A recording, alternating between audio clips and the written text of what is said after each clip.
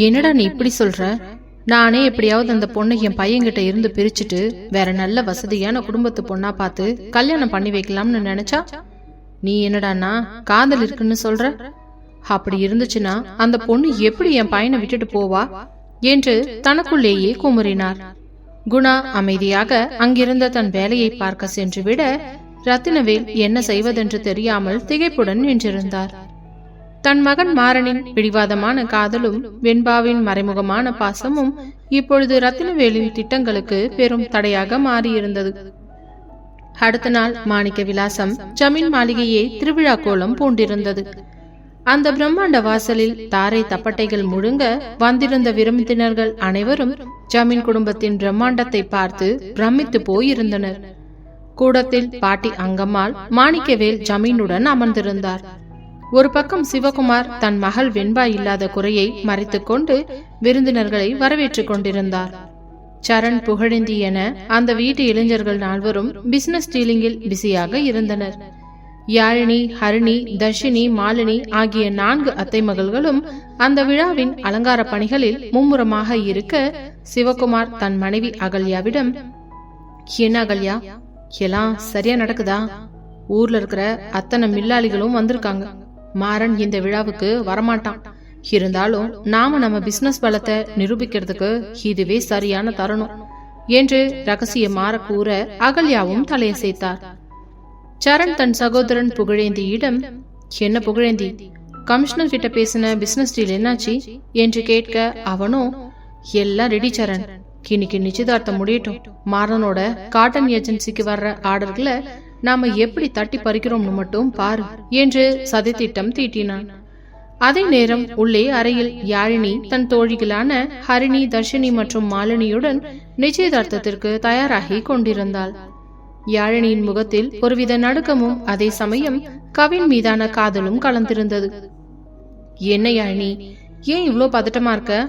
கவின் மாமா இன்னைக்கு உன்னையதான் பாத்துக்கிட்டு இருக்க போறாரு என்று ஹரிணி கிண்டல் செய்ய, யாழினி வெட்கத்துடன், அப்படியெல்லாம் இல்ல ஹரிணி என்று சமாளித்தாள். அந்த பெண்கள் நால்வரும் தங்களுக்கே உரித்தான அந்த தனி உலகத்தில் சிரிப்பும் கேலியுமாக அந்த அறையை நிறைத்திருந்தனர். மறுபுறம் ரத்தின மஹாலில் மாறன் முற்றிலும் மாறுபட்ட மனநிலையில் இருந்தான். வெண்பா கண்ணாடி முன் நின்று தன் அலங்காரத்தை சரி செய்து கொண்டிருந்தாள். அவள் கவின் நிச்சயதார்த்தத்திற்கு செல்ல வேண்டும் என்பதில் உறுதியாக இருந்தாள். மாறன் அவளை பின்னால் இருந்து கவனித்துக் கொண்டிருந்தவன், ஏன் வெண்பா, உன் அண்ணன் நிச்சயதார்த்தத்துக்கு இவ்ளோ ஆர்வமா கிளம்புற? அங்க உன்னை அசிங்கப்படுத்ததான் உன் அப்பா சிவகுமாரு காத்துக்கிட்டு இருப்பாரு என்று அவன் மென்மையாக கூற, வெண்பா மாறனை திரும்பி பார்த்தவள், மாறன், அது என் குடும்ப விழா, நான் போகணும்னு ஆசைப்படுறேன். அதுவும் இல்லாம நீ அங்க வந்து சண்டை ஆரம்பிக்காத வரைக்கும் எனக்கு எந்த பயமும் இல்லை. நீ என்னோட வரன்னு சொல்லியிருக்க, உன் வார்த்தை மேல எனக்கு நம்பிக்கை இருக்கு என்று உறுதியாக கூறினாள். மாறன் அவளது கண்களை ஆழமாக பார்த்தவன், நிச்சயமா வெண்பா, நாங்க வர்றது சண்டை போட இல்லை. உன் அண்ணன் கவின் பண்ற பிசினஸ் ஆட்டத்தை என் பாணியில எப்படி எதிர்கொள்றேன்னு காட்டுறதுக்கு தான். நீ என் கூட வரும்போது நீ அந்த ஜமீன் வீட்டு பொண்ணா வரல, இந்த மாறனோட மனைவியா வர்றேங்கிறத மட்டும் ஞாபகம் வச்சுக்கோ என்று கூறி அவளை அழைத்துக் கொண்டு கிளம்பினான். வாடாமுல்லை கிராமமே இன்று விழா கோலம் பூண்டிருந்தது. அந்த ஊரின் அடையாளமாக விளங்கும் மாணிக்க விலாசம் ஜமீன் மாளிகையின் பிரம்மாண்ட வாயில் பல தலைமுறைகளை போற்றி பாதுகாத்து வரும் பாரம்பரிய முறைப்படி மல்லிகை மற்றும் செவந்தி மாலைகளால் அலங்கரிக்கப்பட்டிருந்தது. மாளிகையின் ஒவ்வொரு தூணிலும் ஜமீன் வம்சத்தின் கெத்து பிரதிபலித்தது. வந்திருந்த ஊர் மக்கள் மற்றும் மில் அதிபர்கள் ஜமீன் குடும்பத்தின் பிரம்மாண்டத்தை கண்டு பிரமித்து நின்றனர். ஆனால் அதே நேரம் அந்த மாளிகைக்குள் நிலவியது ஒரு பதற்றமான அமைதி. வெண்பா தன் கணவன் மாறனுடன் அங்கே நுழைந்த போது சபையில் இருந்தவர்களின் பார்வைகள் அத்தனையும் அவர்கள் மேல் விழுந்தன. அந்த சபையில் வீசிய காற்றில் கூட ஒரு விதமான நடுக்கம் இருந்தது. சிவகுமார் தன் மகள் வெண்பாவை பார்த்ததும் தன் முகத்தை அப்படியே திருப்பிக் கொண்டார். அந்த முகத்திருப்பத்தில் இருந்த கோபம் சாதாரணமானதல்ல. தன் வம்சத்தின் பெருமையை ஒரு எதிரியிடம் இழந்ததின் வலி அது. மாறன் சிவகுமாரின் அருகில் சென்று தன் குரலை இன்னும் அழுத்தமாக பதிவு செய்தான். வணக்கம் அம்மா, இந்த வீட்டு விசேஷத்துக்கு வரணும்னு எனக்கு எந்த அவசியமும் கிடையாது. ஆனா என் பொண்டாட்டி ஆசைப்பட்டதுனால அவளை கூட்டிட்டு வந்திருக்கேன். உங்களையெல்லாம் நம்பி தனியா அனுப்புறதுக்கு எனக்கு நம்பிக்கை இல்லை. அதனாலதான் நானும் அவ கூடவே வந்திருக்கேன் என்று கராராக கூறினான். அவன் வார்த்தைகளில் இருந்த அந்த அதிகாரம் சிவகுமாரின் கோபத்தை மேலும் தூண்டியது. வெண்பா தன் தந்தையிடம் அப்பா நான் என்று ஏதோ சொல்ல துடித்தாள். ஆனால் சிவகுமார் அவளை தடுத்து, உன்கிட்ட நான் பேச விரும்பல, ஏன்னா நீ ஒரு துரோகி, என் முகத்துல கூட முழிக்காத என்று மீண்டும் முகத்தை திருப்பிக் கொண்டார். வெண்பாவின் கண்கள் குளமாக அவள் உடைந்து போனாள். அப்பொழுது மாணிக்கவேல் வந்து, சிவகுமார், இது விசேஷம் நடக்கிற இடம், இப்ப எந்த பிரச்சனையும் இங்க வேண்டாம், எதா இருந்தாலும் விசேஷம் முடிஞ்சதுக்கு அப்புறம் பாத்துக்கலாம் என்றார்.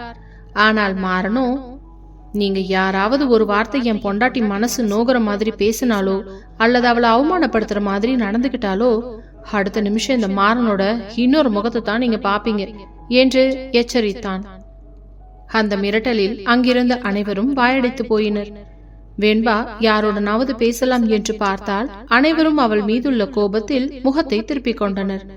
சபையில் இருந்த யாழினி, ஹரிணி, தர்ஷினி மற்றும் மாலினி ஆகிய 4 அத்தை மகள்களும் அந்த சூழலை கண்டு நடுங்கினர்.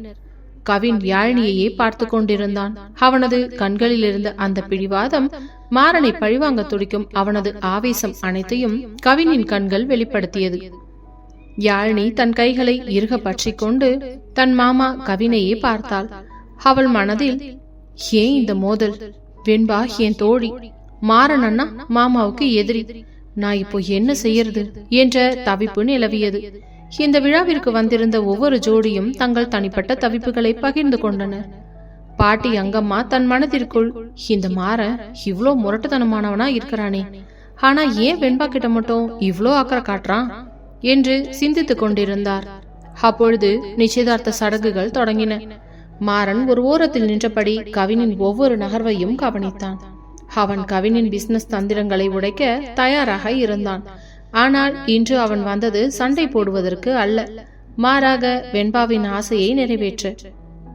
சபையில் அந்த 4 பெண்களும் பிஸியாக இருந்தனர். அவர்களுக்கிடையே இருந்த அந்த நட்பு இந்த ஜமீன் குடும்பத்தின் பிளவுகளுக்கு மத்தியிலும் உயிர்ப்புடன் இருந்தது. அந்நேரம் மாறன் அவளை பார்த்த அந்த பார்வை அவளுக்குள் ஒரு புது உணர்வை தந்தது.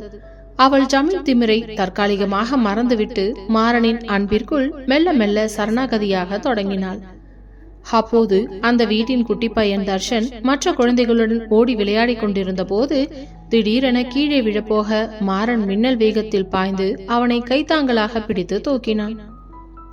ஏனடா குட்டி மச்சான், பார்த்து கவனமா விளையாட மாட்டியா? கீழே விழுந்து கை கால் அடிபட்டுக்க போகுது என்று அவன் தர்ஷனை அணைத்துக் கொள்ள தர்ஷன் மாறனை ஆச்சரியமாக பார்த்தான். ஆமா, யார் நீங்க? உங்களை இதுக்கு முன்னாடி நான் பார்த்ததே இல்லையே என்று தர்ஷன் கேட்க மாறன் புன்னகையுடன், அதுவா, நான் யாருன்னு தெரியலையா? அதோ அங்க நிக்கிறாங்களே உங்க வெண்பாக்கா, அவங்களோட புருஷன் மாறன். நீ என்ன மாறன் மாமான்னு கூப்பிடணும், சரியா என்று கூறினான். அப்பொழுது வெண்பாவை கண்ட தர்ஷன், அக்கா வந்திருக்காங்களா என்று கூச்சலிட்டபடியே ஓடிச் சென்று வெண்பாவின் கால்களை கட்டிக்கொண்டான். வெண்பா அவனை வாரி எடுத்துக்கொண்டு, எப்படி இருக்க தர்ஷன் என்று முத்தமிட்டாள். இவ்ளோ நாளா எங்கக்கா போனீங்க என்று தர்ஷன் கேட்க, எனக்கு கல்யாணம் ஆயிடுச்சுடா, அதனாலதான் உங்க மாமா வீட்டுக்கு போயிட்டேன் என்று தழுத்தழுத்த குரலில் சொன்னாள்.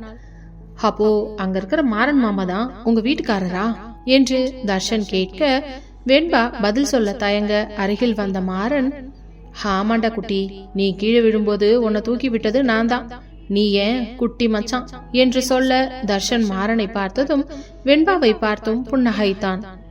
இந்த உணர்ச்சிகரமான தருணம் அங்கிருந்த ஜமீன் குடும்பத்தினர் பலரின் மனதை கரைத்தது. அதே சமயம் மீனாட்சி, சொக்கலிங்கம் தம்பதியின் ஒரு ஓரத்தில் நின்று இதை பார்த்து கொண்டிருந்தனர். சொக்கலிங்கம், பாத்தியா மீனாட்சி, அந்த பையன் மாறன் கிட்ட இருக்கிற அந்த பாசத்தை நம்ம ஜமீன் வாரிசுங்களுக்கு வருமானு தெரியல என்று சொல்ல மீனாட்சி பெருமூச்சு விட்டாள். அது மாறன் கிட்ட இருக்கிற நல்ல குணங்க, ஆனா ஜமீன் வம்சம் இதை என்னைக்கும் ஒத்துக்காது. வெண்பாதான் பாவம் 2 பக்கமும் இழுபறியில் இருக்கா என்று தன் வேதனையை பகிர்ந்து கொண்டாள். சிவகுமார் மற்றும் அகல்யாவின் அறைக்கு அருகில் சிவகுமார் ஆவேசமாக இருந்தார். அகல்யா, என் மக அந்த எதிரியோட கூடி திரிகிறது எனக்கு இன்னும் ஜீரணிக்க முடியலடி. இன்னைக்கு கவின் நிச்சயதார்த்தத்துல அந்த மாறன் வந்து நின்னுட்டு இருக்கிறது ஊர் முன்னாடி நம்மள அவமானப்படுத்துற மாதிரி இருக்கு என்று கத்த அகல்யா அமைதியாக, நீங்க முதல்ல நிதானமா இருங்குங்க. இன்னைக்கு கவினோட நிச்சயதார்த்தம், முதல்ல அதை நல்லபடியா முடிப்போம். அதுக்கப்புறம் வெண்பா விஷயத்த எப்படி சரி செய்யணுமோ அப்படி செய்யலாம் என்று அவரை சமாதானப்படுத்த முயன்றாள். ஆனால் அவரின் கோபம் மட்டும் குறையவில்லை. நிச்சயதார்த்த மேடையில் சடங்குகள் நடந்து கொண்டிருந்தன. பாட்டி அங்கம்மாள் மாணிக்கவேல் ஜமீனுடன் அமர்ந்து அனைத்தையும் கவனித்துக் கொண்டிருந்தார். அவர் மாறனை ஒரு நொடி கூட தன் பார்வையில் இருந்து விலக்கவில்லை. மாறன் கவின் நிச்சயதார்த்தை முடக்க வரவில்லை என்பது அவருக்கு தெரிந்திருந்தது.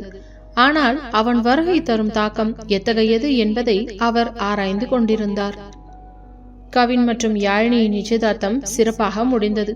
மோதிரம் மாற்றும் தருணம் வந்தபோது சபையே நிம்சத்தமாக கவின் யாழினியின் விரலில் மோதிரத்தை அணிவிக்க யாழினியின் முகத்தில் ஒரு விதமான வெட்கமும் அதே சமயம் மாறனின் முன்னிலையில் ஏதோ ஒரு பதற்றமும் இருந்தது. அந்த நிச்சயதார்த்த மேடையிலேயே இந்த இரு வாரிசுகளும் முறைத்து கொண்டு நின்றது அங்கு கூடியிருந்த மில்லாளிகளுக்கு ஒரு பெரும் பரபரப்பை ஏற்படுத்தியது. விழா முடிந்து அனைவரும் உணவருந்திக் கொண்டிருக்கும் போது மாறன் வெண்பாவை அழைத்து கொண்டு விடைபெற தயாரானான். அவன் கிளம்பும் போது பாட்டி அங்கம்மாள் அவனை அழைத்து, மரா, நீ வந்த நோக்கம் என்னன்னு எனக்கு தெரியாது. ஆனா உன் பிடிவாதம் இந்த ஜமீன் குடும்பத்துக்கே ஒரு பாடமா இருக்கட்டும் என்று மட்டும் சொல்லிவிட்டு நகர்ந்தார். மாறனும் எதுவும் பேசாமல் வெண்பாவை அழைத்து கொண்டு அங்கிருந்து கிளம்பினான். வெண்பா கிளம்பும் போது தன் தம்பி தர்ஷனை இறுக்கமாக அணைத்துக் கொண்டு விடைபெற்றாள். கவின் அவளை பார்த்து ஒருவித ஏளன புன்னகையை உதிர்த்தான். அது வெற்றியின் புன்னகையா அல்லது பழிவாங்கலின் தொடக்கமா என்பது அந்த மாளிகையின் சுவர்களுக்கு மட்டுமே தெரியும். அவர்கள் இருவரும் கிளம்பிய பிறகு அந்த ஜமீன் மாளிகை ஒரு அமைதிக்கு திரும்பியது. ஆனால் அந்த அமைதிக்கு அடியில் ஏதோ ஒரு பெரிய புயல் உருவாகி கொண்டிருப்பதை அனைவரும் உணர்ந்திருந்தனர்.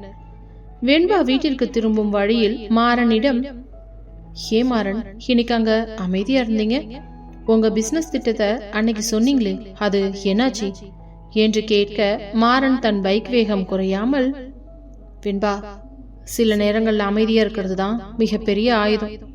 உங்க அண்ணன் கவினுக்கு இன்னைக்கு பண்ண நிச்சயதார்த்தம் அவனுக்கு ஒரு தற்காலிக சந்தோஷத்தை தரலாம். ஆனா அந்த பிசினஸ் ஒப்பந்தங்களுக்கு பின்னாடி இருக்கிற ஆபத்து அவங்களுக்கு தெரியாது. நான் இன்னைக்கு அங்க வந்தது வெறும் பார்வையாளனா மட்டும் இல்ல, பார்வையாளனா இருந்து அவங்களோட பலவீனத்தை நோட் பண்ணத்தான். நாளைக்கு நீயே பாப்ப அந்த பிசினஸ் எப்படி என்னோட கண்ட்ரோலுக்கு வருதுன்னு என்று உறுதியாக கூறினான். ஆனா இன்னைக்கு எங்க வீட்டுல யாருமே உங்களையும் சரி என்னையும் சரி மதிக்கவே இல்லை. யாரும் நம்ம 2 பேர்கிட்ட முகம் கொடுத்து கூட பேசல. அதை நினைச்சு எனக்கு ரொம்ப வருத்தமா தான் இருக்கு. நான் என்ன தப்பு பண்ணேன்? தப்பு பண்ணதெல்லாம் நீங்க, ஆனா தண்டனை எனக்கா? ஆனாலும் அவங்க எல்லாரும் உங்களை அவமானப்படுத்துற மாதிரி பேசும்போது கஷ்டமா இல்லையா என்று கேட்டாள் வெண்பா. நீ என் பொண்டாட்டிடி, உன்னோட ஆசையை நிறைவேற்ற வேண்டியது இந்த புருஷனோட கடமை. உனக்காக எவ்வளோ பெரிய அசிங்கத்தையும் அவமானத்தையும் கூட நான் தாங்கிப்பேன். நீ அதையெல்லாம் நினைச்சு ஒன்னும் வருத்தப்படாத, சரியா என்றதும் வெண்பா எதுவும் பேசாமல் அவன் தோளில் சாய்ந்து கொண்டாள். அவளுக்குள் ஒரு பயம் கலந்த அன்பு இருந்தது. தன் குடும்பத்திற்கு எதிராக மாறன் நகர்த்தும் ஒவ்வொரு காயும் அவளை காயப்படுத்தினாலும் அவனது அந்த திறமையும் ஆளுமையும் அவளை அவனிடம் மேலும் நெருங்க வைத்தது. ஜமீன் குடும்பத்தின் பிடிவாதமும் மாறனின் பிசினஸ் தந்திரமும் வாடாமுல்லை கிராமத்தில் ஒரு பெரிய போர்க்களத்தை உருவாக்கி கொண்டிருந்தது. மாலை சூரியன் மறையும் நேரம் ரத்தினமஹால் அந்த பனிமூட்டத்திலே மூழ்கியிருந்தது. மாறன் உள்ளே நுழைந்ததும் தன் வேலைக்காரன் குணாவை அழைத்து, இன்னைக்கு நடந்த அந்த விழாவோட டீடைல்ஸ் எல்லாத்தையுமே எடுத்து வை. கவின் பண்ற அந்த பிசினஸ் டீலை உடைக்கிறதுக்கு நான் போட்ட பிளான் இப்போ எந்த ஸ்டேஜில் இருக்குதுன்னு சொல்லு என்று உத்தரவிட்டான். ரத்தினவேல் மற்றும் காமாட்சி தம்பதியினர் இந்த பிசினஸ் யுத்தத்தை பற்றி தெரியாமல் தங்களின் மகளின் எதிர்காலத்தை பற்றி பயந்து கொண்டிருந்தனர்.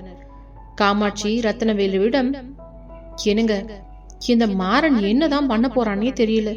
ஜமீன் குடும்பத்தை எதிர்த்து இவன் நிக்கிறது இவனுக்கு ஏதோ ஆபத்துல முடிய போகுதுன்னு எனக்கு தோணுது என்று சொல்ல, ரத்தினவேல், அவன் என்ன பண்ணாலும் அந்த ஜமீன் குடும்பத்தை வீழ்த்தணுங்கிறது மட்டும்தான் என் லட்சியம். அதுக்கு என் மகன் மாறன் என்ன வழி செய்ய போறான்னு நானும் பாக்குறேன் என்றார். வெண்பா தன் அறைக்கு சென்றவள் ஜன்னல் வழியே வெளியே பார்த்து கொண்டிருந்தாள். அவளுக்கு தன் குடும்பத்தின் மீது இருந்த பாசமும் மாறனின் மீது இருந்த காதல், இந்த இரண்டிற்கும் இடையே அவள் ஊசலாடி கொண்டிருந்தாள். நான் யாருக்காக வாழணும்? என் குடும்பத்துக்கா, இல்ல என்னை இவ்வளோ பாசமா பாத்துக்கிற மாறனுக்காகவா என்ற கேள்வி அவளது மனதை மீண்டும் மீண்டும் குடைந்தது. மாறன் அவளுக்கு பின்னால் சத்தமில்லாமல் வந்து அவள் கூந்தலை மெல்ல வருடியவன், வெண்பா, நீ எதை பத்தியும் கவலைப்படாதடி, நான் இருக்கேன்ல என்று மென்மையாக சொன்னான். அவனது அந்த வார்த்தைகள் அவளுக்கு ஒரு பெரிய ஆறுதலை தந்தன. அந்த நள்ளிரவில் ஜமீன் வம்சத்தின் நிழலும் மாறனின் பிசினஸ் தந்திரமும் ஒன்றோடொன்று மோதிக்கொண்டிருந்த அந்த பயணம் ஒரு புதிய உச்சத்தை தொட தயாராக இருந்தது. நிச்சயதார்த்தத்திற்கு பிறகு ஜமீன் மாளிகையின் பிசினஸ் அறையில் சூழல் மிகவும் தீவிரமாக இருந்தது. கவின், சரண் மற்றும் புகழேந்தி ஆகிய மூவரும் தங்களது லேப்டாப்களை திறந்து வைத்துக் கொண்டு மிக தீவிரமான ஆலோசனையை மேற்கொண்டிருந்தனர். ஜமீனின் வாரிசுகள் என்ற அதிகாரமும் மாறனை வீழ்த்த வேண்டும் என்ற அந்த துடிப்பும் கவினின் கண்களில் அப்பட்டமாக தெரிந்தது. சரண், இன்னைக்கு நான் கொடுத்த அந்த காட்டன் ஆர்டர் டீல் மாறனோட நெட்வொர்க்ல எப்படி இம்பாக்ட் கிரியேட் பண்ணிருக்குதுன்னு நீ செக் பண்ணியா என்று கவின் ஆவேசமாக கேட்டான். சரண் மிகுந்த கவனத்துடன் டேட்டாவை ஆய்வு செய்துவிட்டு, கவின், நாம எதிர்பார்த்ததை விட அந்த ஏஜென்சிகள் மாறனோட பிசினஸ்ல இருந்து விலகி நம்ம கூட வர்றதுக்கு தயாரா இருக்காங்க. ஆனா அவங்களுக்கு ஒரு பயம் இருக்கு. மாறனோட சப்ளை செயின் ரொம்ப ஸ்ட்ராங். நாம அவனுக்கு மாற்று சப்ளையர்களை உருவாக்கணும் என்று விளக்கினான். இதை கேட்டுக்கொண்டே அருகில் இருந்த புகழேந்தி, ஆனா கவின், அந்த மாறன் சும்மா இருப்பான்னு நீங்க நினைக்கிறீங்களா? அவன் ஒரு புலி மாதிரி. நாம எவ்வளவு வளவிரிச்சாலும் அதை கிழிச்சுக்கிட்டு வெளியே வர்ற திறமை அவனுக்கு இருக்குது என்று தன் அண்ணன்களுக்கு எச்சரிக்கையை விடுத்தான். கவின் புகழேந்தியின் பேச்சை பொருட்படுத்தாமல், புகழ், நீ பிசினஸ் பத்தி கவலைப்படாத. இன்னைக்கு நிச்சயதார்த்த மேடையில அவன் வந்து நின்ன விதம் நம்ம குடும்பத்தையே அவமானப்படுத்துற மாதிரி தான் இருந்துச்சு. அவனை பழி வாங்காம நான் யாழினிய கல்யாணம் பண்ணிக்க மாட்டேன் என்று சபதம் செய்தான். அந்த நேரத்தில் கவினின் அம்மா அகல்யா அறைக்குள் நுழைந்தவர், கவின், என்னப்பா இதெல்லாம்? நிச்சயதார்த்தம் முடிஞ்சாச்சு, இப்பவும் ஏன் அந்த பழைய பகைய வளர்த்துக்கிட்டே இருக்க? மாறன் வந்து அப்படி பேசினாலும் நம்ம குடும்பத்துல அவனுக்கு என்ன வேலை? இனிமேலாவது இதையெல்லாம் விட்டுட்டு பிசினஸ்ல கவனம் செலுத்து என்று கவலையுடன் கூறினார்.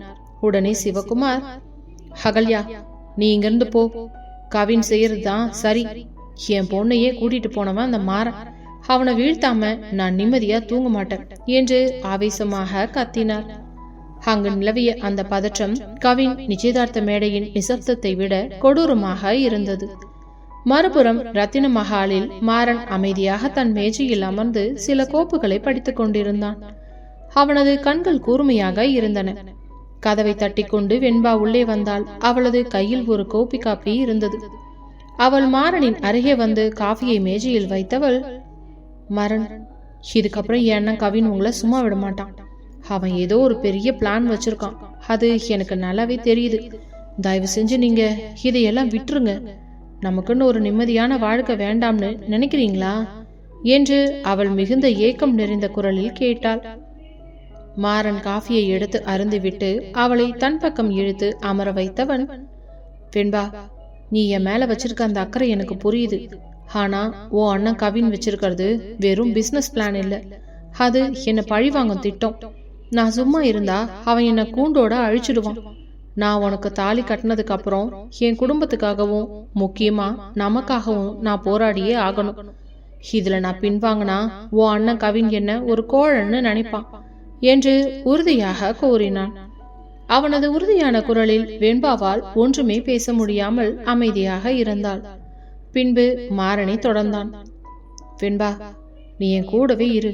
உன் அண்ணன் எப்பேற்பட்ட பிசினஸ் வேலை விரிச்சாலும் அதை நான் எப்படி உடைக்கிறேன்னு மட்டும் பாரு. நீ ஜமீன் வீட்டு பொண்ணுங்கிற எண்ணத்தை விட்டுட்டு என்னோட மனைவியா மட்டும் யோசி.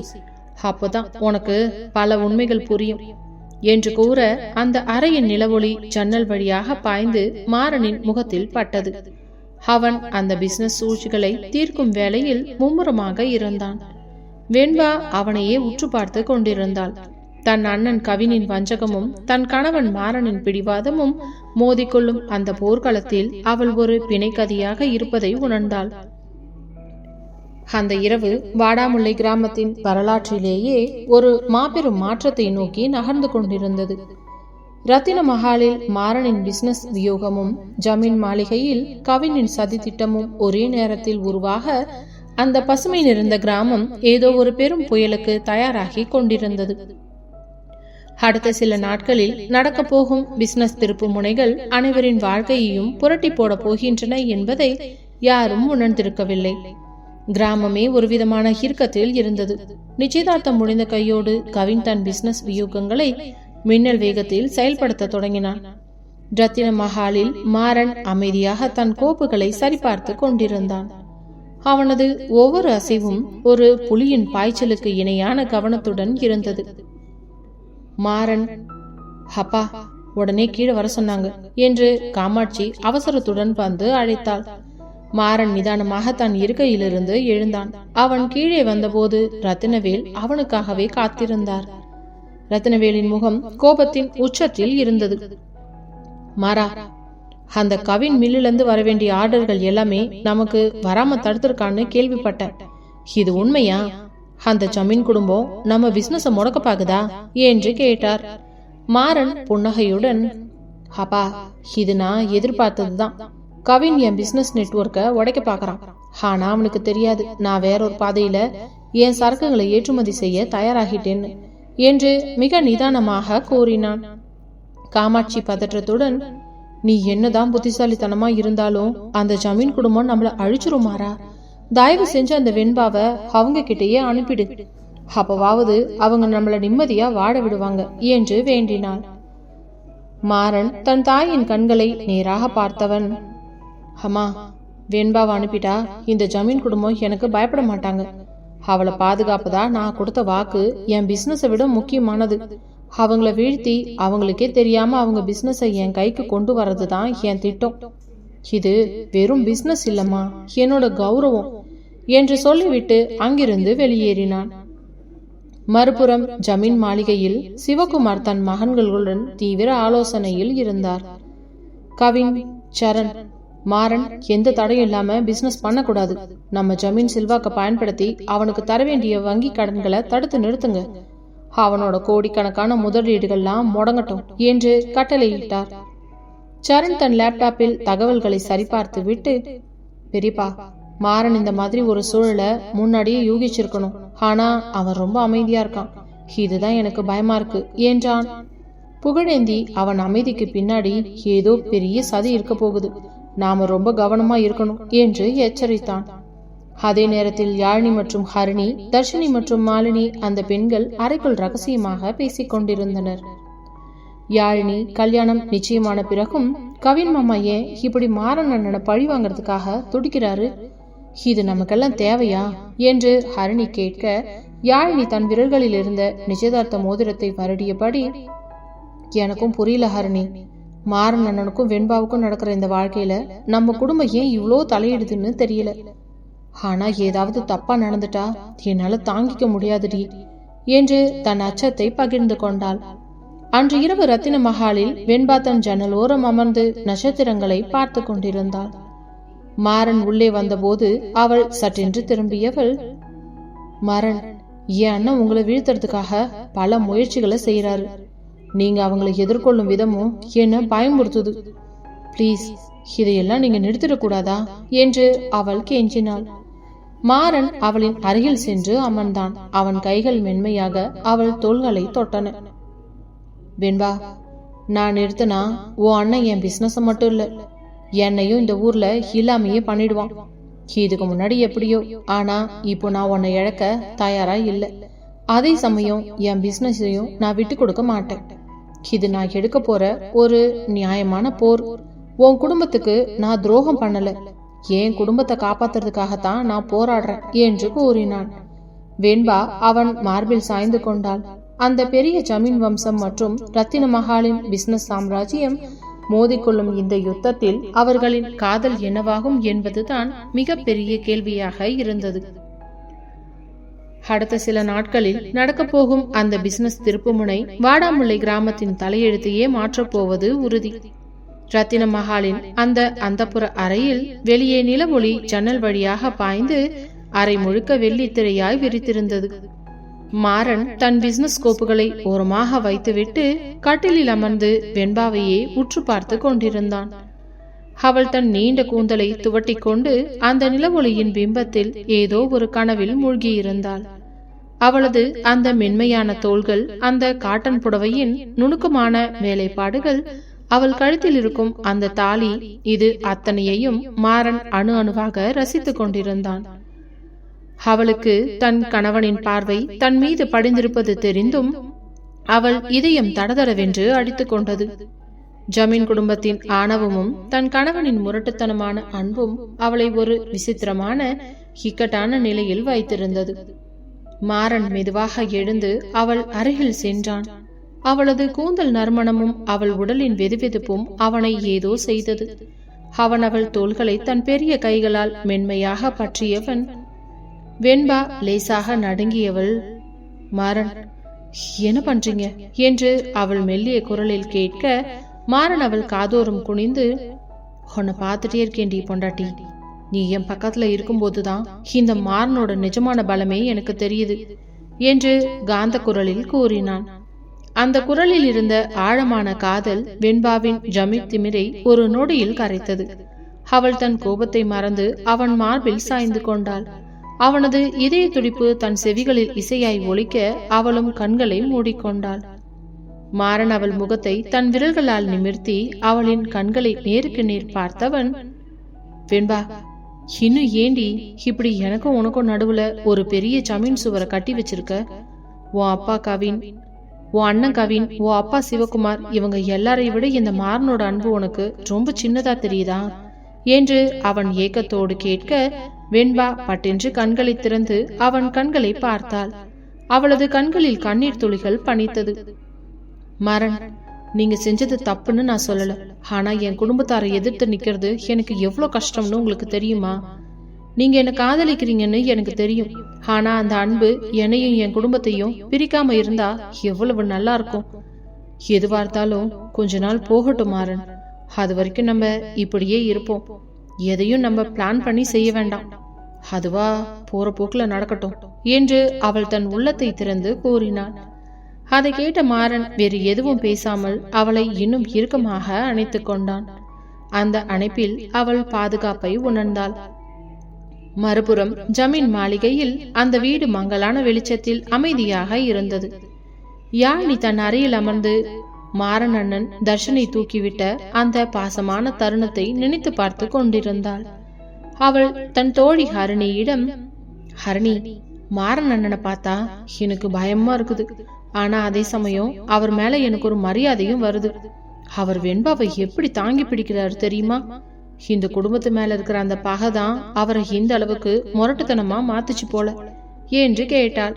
ஹரிணி அவள் கைகளை பிடித்து கொண்டு, யாழினி, இதுதான் வாழ்க்கை. பகைக்கும் காதலுக்கும் இடையில வெண்பாதான் அங்க சிக்கிட்டு தவிக்கிறா. நமக்கு தேவையெல்லாம் அவளோட சந்தோஷம் மட்டும்தான் என்றாள். அந்த அறையில் அந்த 4 பெண்களும் தங்கள் கனவுகளையும் குடும்பத்தின் சிக்கல்களையும் பகிர்ந்து கொண்டிருந்தனர். அங்கிருந்த அந்தரங்கமான சிரிப்புகளும் ரகசியங்களும் அந்த ஜமீன் மாளிகையின் ஒவ்வொரு சுவருக்கும் தெரியும். சிவகுமார் மற்றும் அகல்யா தங்கள் அறையில் இருந்தனர். சிவகுமார் இன்னும் கவலையுடனும் கோபத்துடனுமே இருந்தார்.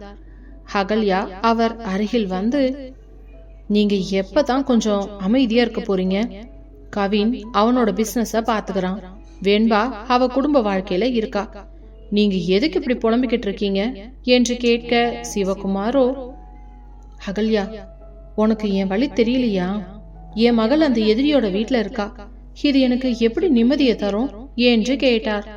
அகல்யா அவர் தோள்களை தடவி, எல்லாத்துக்கும் காலம் பதில் சொல்லும், எதுவா இருந்தாலும் நாம பொறுமையா இருப்போம் என்று கூறி அவரை தேற்றினார். அந்த நள்ளிரவில் மாறன் வெண்பாவின் தலையை மென்மையாக வருடிவிட்டு அவளை தன் அணைப்பில் வைத்தபடி உறங்கத் தொடங்கினான். மாறன் கனவிலும் தன் பிசினஸ் மற்றும் வெண்பாவை பற்றியே நினைத்து கொண்டிருந்தான். அவன் அவளை தன் உலகமாகவே கருதினான்.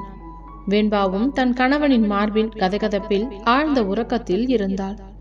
இரு துருவங்களாக இருந்த இந்த மனிதர்கள் காதலால் ஒன்றிணைந்து அந்த ரத்தின மஹாலில் ஒரு புதிய உலகத்தை உருவாக்க தொடங்கினர். மறுநாள் அதிகாலை வாடாமுல்லை கிராமத்தின் அந்த பசுமையான காற்று மாறன் மற்றும் வெண்பாவின் இதயங்களுக்கு ஒரு புதிய நம்பிக்கையை ஊட்டியது. அவர்கள் இருவரும் ஒருவரையொருவர் பார்த்து கொண்ட அந்த பார்வையில் காதல், பகை, அதிகாரம், ஆசை என அனைத்தும் கலந்திருந்தது. அவர்களின் அந்த மௌனமான உரையாடல் அடுத்த கட்ட பிசினஸ் போருக்கு தயாராகும் அந்த தருணத்தில் மிக முக்கியமானதாக இருந்தது. வெண்பா மாறனிடம், மாறன், நான் உங்ககிட்ட ஒரு முக்கியமான விஷயம் பேசணும். சொல்லுடி, என்ன விஷயம் பேசணும்? அது நான் திரும்ப காலேஜ் போகலாம்னு யோசிச்சிருக்கேன். ஃபைனல் இயர் கம்ப்ளீட் பண்ணணுன்றது என்னோட கனவு. கல்யாணம் ஆயிடுச்சுன்றதுக்காக என்னோட படிப்பை பாதியில நிறுத்துறதுக்கு எனக்கு விருப்பம் இல்லை. அதனால என்ன காலேஜுக்கு மட்டும் அனுப்புவீங்களா என்று தயக்கமாக கேட்க, அவள் கையை பிடித்து தன் மார்போடு இழுத்து கொண்டவன் அவள் முகத்தை நிமிர்த்தி, நீ இன்னும் எவ்வளோ படிக்கணும்னாலும் தாராளமா படி வெண்பா, நான் உன்னை படிக்க வைக்கிறேன். எந்த காலத்திலையும் நான் உன்னை காலேஜுக்கு போக கூடாது, நீ இந்த வீட்டுக்குள்ளதான் அடங்கி இருக்கணும்னு சொல்ல மாட்டேன். இன்னையில இருந்து நீ காலேஜ் போறதா இருந்தாலும் ஓகே தான். நானே உன்னை கொண்டு போய் விட்டுட்டு நானே டெய்லியும் உன்னை பிக்கப் பண்ணிக்கிறேன், சரியா என்று அவள் கண்களை பார்த்து காதலோடு கூற வெண்பாவிற்கு சந்தோஷம் தாங்க முடியவில்லை. சரி மாறன், இன்னைக்கு டைம் ஆயிடுச்சு, ஆனா நாளையில இருந்து கண்டிப்பா காலேஜுக்கு போகணும். நீங்களே என்னை கூட்டிட்டு போய் விடுங்க, சரியா? ஓகேடி, உன் சந்தோஷம்தான் எனக்கு முக்கியம் என்றதும், thanks Maran, thank you so much என்று கூறிவிட்டு அங்கிருந்து சிட்டாக பறந்து விட்டாள். அதே நேரம் கவின் யாழினியை மாளிகையின் பின்புறம் இருந்த அந்த பூந்தோட்டத்திற்கு அழைத்து வந்திருந்தான். ஊரடங்கி அந்த நள்ளிரவில் மலர்களின் நறுமணம் அந்த இடத்தை ஒரு சொர்க்கமாக மாற்றியிருந்தது. யாழினி மெதுவாக தன் நிச்சயதார்த்த மோதிரத்தை தடவி கொண்டிருக்க, கவின் அவளை பின்னால் இருந்து மென்மையாக தன் கைகளால் வளைத்து அவள் கழுத்தருகே குனிந்து, யாழினி, இன்னைக்கு நம்ம மோதிரம் மாத்தும் போது உன் கண்கள்ல தெரிஞ்ச அந்த தயக்கமோ வெட்கமோ என்னை இன்னும் உன்கிட்ட அடிமையாக்குதுடி என்று அவன் குரலில் இருந்த அந்த ஆழமான காதலை வெளிப்படுத்தினான். யாழினி அவன் கைகளை பற்றி கொண்டு, மாறன் அங்க வந்தப்போ உங்க 2 பேருக்கும் இடையில இருந்த அந்த மோதல், அது என்னவோ பண்ணிடுச்சு மாமா. நாம எப்பவும் சந்தோஷமா இருக்கணும்னு தான் நான் ஆசைப்படுறேன். ஆனா இந்த பகை என்று இழுத்தாள். கவின் அவளை தன் பக்கம் திருப்பி அவள் தாடையை தன் விரல்களால் நிமிர்த்தி, யாழினி, நமக்கும் அவங்களுக்கும் எந்த சம்பந்தமும் இல்லை. இன்னைக்கு நீ எனக்கு சொந்தமானவள். இனிமே இந்த உலகமே வேற. அந்த பகையெல்லாம் ஒரு பக்கம் இருக்கட்டும், ஆனா உன் மீதான என் காதலுக்கு அது தடையா இருக்காது என்று அவள் நெற்றியில் தன் இதழ்களால் ஒரு மென்மையான முத்தத்தினை பதித்தான். அந்த முத்தம் யாழினியின் உடலில் ஒரு மின்சாரத்தை பாய்ச்ச அவள் வெட்கத்தில் அவன் மார்பில் முகம் புதைத்து கொண்டாள். அவள் இதயம் துடிக்கும் வேகம் அந்த பூந்தோட்டத்தின் அமைதியை கூட அதிர வைத்தது.